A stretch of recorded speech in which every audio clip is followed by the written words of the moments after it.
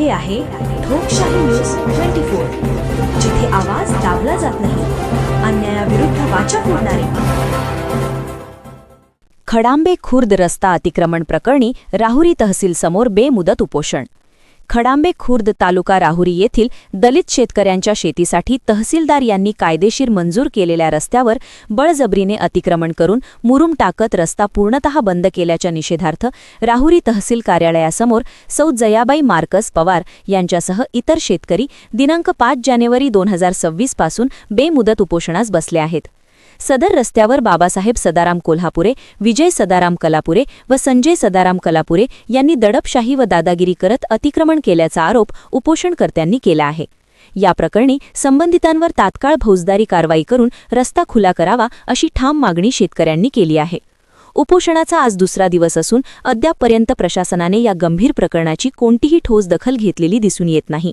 प्रशासनाच्या उदासीन भूमिकेमुळे उपोषणकर्त्यांमध्ये तीव्र नाराजी व्यक्त होत असून त्वरित न्याय न मिळाल्यास आंदोलन अधिक तीव्र करण्याचा इशाराही शेतकऱ्यांनी दिला आहे. ठोकशाही न्यूज 24 साठी शेख शफीक मणियार.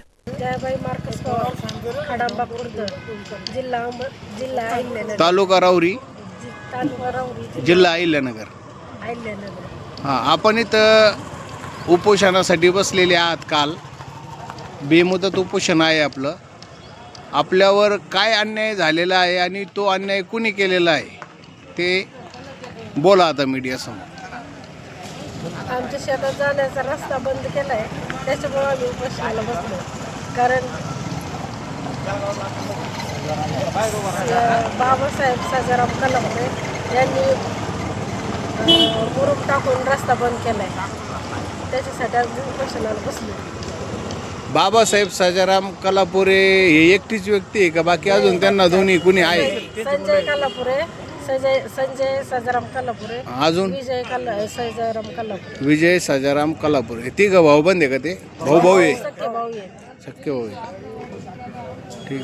प्रशासनाने कालपासून आपली काही दखल घेतलेली आहे का? तहसीलदार साहेब यांनी काम चालू आहे.